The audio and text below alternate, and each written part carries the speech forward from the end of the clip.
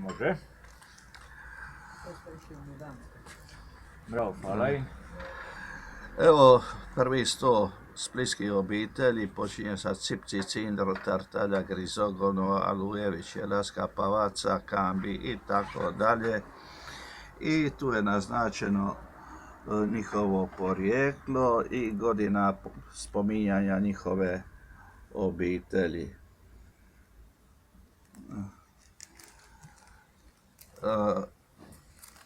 Ovdje imamo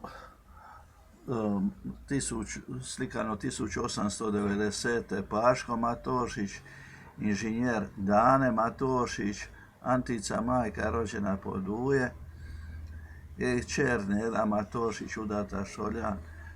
Dakle, dotični Dane Matošić je kasnije bio inženjer koji je uglavnom bavio se projektiranje luka duž obale od po Dalmaciji do Crne Gore. Bio je važna osoba u Splitu i uvažavan i...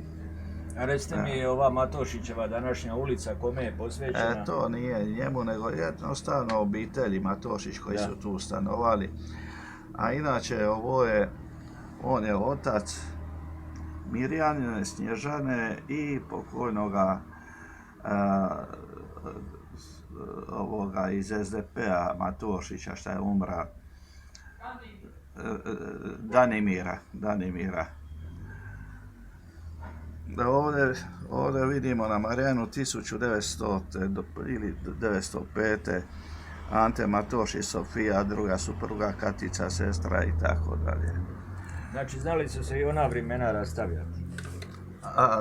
Eto, češće se događalo kad bi kogo postao udovac da bi se ponovo ženio. Ovo je interesantna slika od Peter Kornbeka. 1874. godine. Ovo je u sjevero-istočnom dijelu Dioklecijanove palače, ovdje gdje su ove kolone, gdje su sada učinili hotel, ne znam kako se zove, a ovdje se izlazi gori kod Đardina. Dakle, ovdje se može vidjeti kako je to nekada izgledalo prije 150 godina.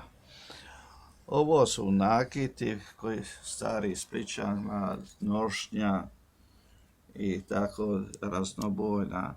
Često su stranci koji bi dolazili u ove predjele da bi učinili Dalmaciju egzotično, davali elemente malo turske nošnje, tako da ispada kada je to nešto onako zaista van Europe i tako.